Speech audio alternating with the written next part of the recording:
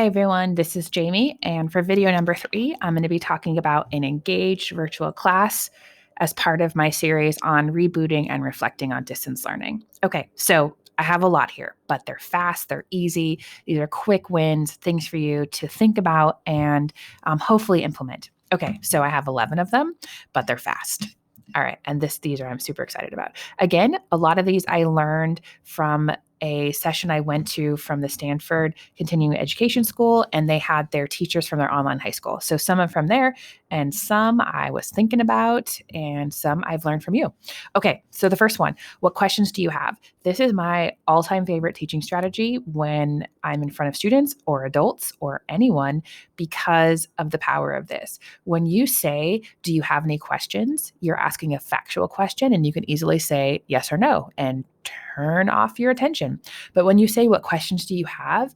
That changes a little bit to thinking like, wait a minute, do I have any questions? So powerful. Okay, so that is a shout out to my favorite teacher from grad school, Dr. Sandra Kaplan. That was her strategy, and I totally stole it, and I use it all the time. So consider that so powerful. Okay, number 2, the teachers at Stanford talked about this so much. They said that the polling features and however you want to use them, whatever platform, are super powerful and always give them a sense of what's going on with the kids. So you can start using these a little bit more. You can hear from tons of students when you do this. You get a quick sense of how they're doing in terms of what is sticking or not sticking from your teaching.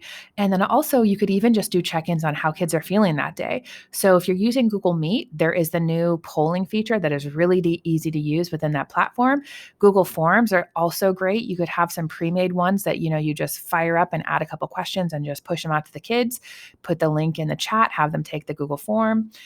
Zoom, you have to pre-make them, but there's nothing wrong with this. Like being intentional and with the questions you want to ask that day are great. If you listen to video number 2, you could even have the kids make the check-in questions for you. That'd be pretty awesome. But also, you can use a tool like Mentimeter. This is a good one. Again, it's anonymous, which is nice, like low stakes for the kids. You can get true feedback. They can post feedback to you and you can get it. That's great. And then also, though, use the chat. This is what I use all the time because most of my instructing right now is happening in webinars to students and parents. So that's where I'm spending the bulk of my time teaching. And I use the chat all the time. So when I'm introducing a concept to the audience members, I say, okay, I'm going to talk to you about Google Classroom. Tell me how familiar you are on a scale of 1 to 3. 1, you know nothing. 3, you could teach this class right now. And quickly, you just see the chat waterfall, like the 1, 2, 3 start going down the screen, and you get a sense of what's going on. So don't be afraid to use the chat and kind of a 1, 2, 1, 2, 3 system. I use that all the time. And then that lets me know kind of how I'm doing. So polls, find a way to incorporate polls more. I think you'll see some power there. Okay, number 3. Along with using the polls, you can use this concept called directing the day. And this came from one of the Stanford teachers.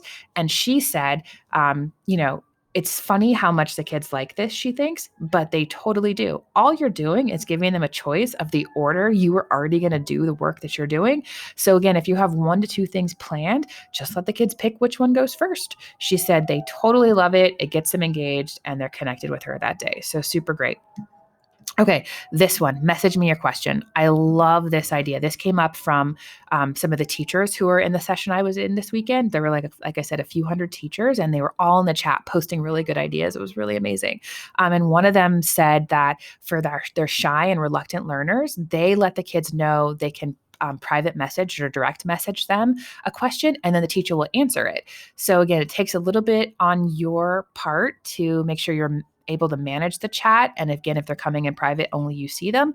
And that way the students feel comfortable asking, and you'll get to hear from a few more. So letting them know that that's an option. I love that. And then next, 3 minutes to write. We all did this in the real world, right? When we would ask questions, we would give kids a chance to kind of have that think time, that private reasoning time to process and then share out with us.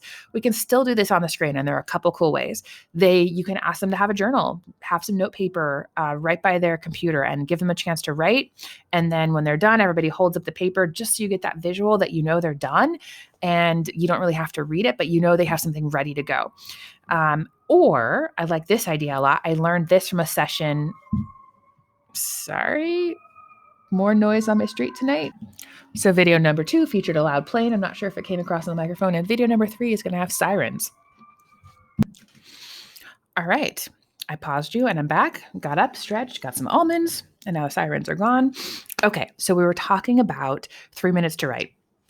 Okay, and the other idea I was about to tell you that I think is so fun that I learned at a leadership conference session I've been going to at lunches on Thursdays.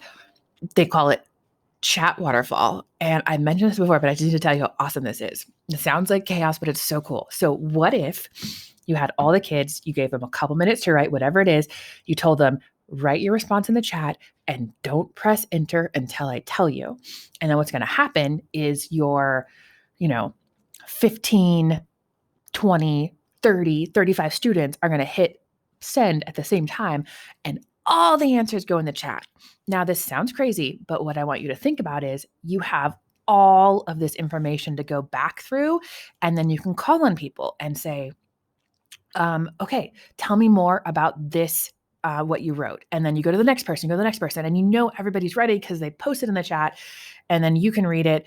What's also nice is there's so much going on. Your shy kids, not everything is present and just staring there like they were the only person who said something. It's all kind of buried in the feed. So good for you, good for the kids. And that gives you a chance to kind of call out their names and recognize them. So love that idea. Okay, next one, why I want to see you. This I heard from the sessions this weekend, and they talked about how it's so important to just let the kids know why you want to see them on camera or why it's important that they're in class with you. Just those reminders of, when you explain how important it is when you see their faces and how it helps you, get the kids on your team. And I love that. So explain to them why you want to see them, and don't make it about being punitive. Like, how does it help you as a teacher? Let them know you miss them. All of those things are great. Okay, next, number 7, using music to launch a new topic or experience. Super fun. Maybe you guys have tried this. If you have, please let me know. I'd love to hear how it goes. I just started this at the webinars for my teaching to just have music on, kind of like when you're in the waiting room waiting to come in. And it's been really kind of fun to pick music. I've typically been using the Midnight String Orchestra. They do a really cool rendition of the Lumineers, one of my favorite bands. But I recently branched out and put some Black Keys on, and that was pretty fun. So again, just pick. I was just picking music that would kind of be fun, but I think you could find things that are connecting to your topic or your content or a theme or whatever it is. And then again, make it part of a game. Like the first kid who figures out like why you picked that song, and you don't even have to have a reason. You could just be making that up, and then just pick the one that you like the best. That could be totally cool. And really stump the kids. What if you put one on that had nothing to do with anything at all, and think about the time they'd be thinking and reflecting and try to connect it to everything you've been teaching. So again, totally have fun with this one. Music can be great. And then to do this when I do this by having a slide up, and then I click the box on Zoom that says share computer audio, and then you can ensure the music is playing. But I know our elementary friends are using this for recess and other things, so you guys are pros at it. Okay, next one, image check. I use this all the time when I was teaching. I would have an image up on the projector when the kids came in, something that would be connecting to what we were going to teach that day. And it would just get them excited, like, okay, what's going on today? What's this image about? And again, the game is, how do you connect it? What is it? What is it about? What is going on in class? And it really is about invoking curiosity. In your really good lesson plans, you open up with some warm up or something to kind of pique their curiosity. Same thing. So then you could have kids post in the chat ideas about the photo. You can discuss it. I know in the English department at the high school, we would use the New York Times covers for this. Really great. So lots of resources are out there, but just think about how to use images more, and I think you'll like it. Okay, this one, the learning pit. Okay, I learned about this. I think it was a couple of the sessions ago in the leadership things I was telling you about. Okay, and I feel so guilty because I know I've done this to you. Okay, so and if you've seen this, awesome. You can skip ahead a little bit, but I think it's worth sharing. Okay, so they called it the adult learning pit, where pretend, it's Jamie and I'm telling you about this new plan I have, and everybody's skeptical. We just want to know where we're going. And then I tell you, like, it's going to be hard and we're going to have to do all this extra work. And then you're like, yeah, there's more to this than we thought. Then we start doing it, and you're agreeing, like, yes, this is really hard. And then it starts to get worse. Like, why is she making us do this? We liked the last system better. And then you turn the corner and you're like, oh, Jamie is so smart. This was better. And okay, now I understand what's going on. And then you're like, this is amazing. but there's this whole struggle on the downhill, right? Okay, so the same thing applies for the kids. So what if you told the kids about this learning concept? I mean, I could just find that so amazing. Like if they understood when they're feeling this emotion right here because they're in the bottom of the pit and it is hard and there is a struggle. Do they know how to get help? Do they know why they're feeling this way? Maybe they're not feeling smart and they've been a smart kid all their life and distance learning is hard. I think this could be really good conversation for your kids to talk about this and have them reflect apart, when they've escaped the learning pit and they found success, when they felt like they're in here, maybe they're in here now and they need help. Anyways, I just love this concept. If you Google the learning pit, you're going to find all kinds of links. I'll post this link here in the doc for you, but I cited the source of where I got all the images just below on the slide. So I think that will be fun for you and just really good for the kids. It'll help them understand what's going on. Okay, last two. This one is called Find the Errors. And I used this a little bit when I was teaching English, but it was also talked about at the Stanford sessions this weekend. So my reflection on this is we always are asking kids to produce everything from scratch, right? Unless we're doing peer review, which is awesome. We can do that more. But they're faced with that blank screen. They're faced with a group project and who knows how to get started. It's the one kid who always starts things. They always feel that burden, but it's always starting from scratch. So what if, just like when you do quiz corrections and the kids have to kind of research or find the answer to make improvements, what if you had other things for them to make corrections on? And I think this is a really good idea for really challenging them. Okay, so here's how I think it could work and how I used it when I was teaching. So if you Google something like, let's say you try chemical reactions. I'm making that up because I'm not a chemistry teacher, but I wanted to give a non-English example. Whatever your subject matter is, pick a topic, go to Google, and after you search, type in file type :PPT. And what that's going to do is that's going to bring up PowerPoints related to the topic you're searching. Really awesome.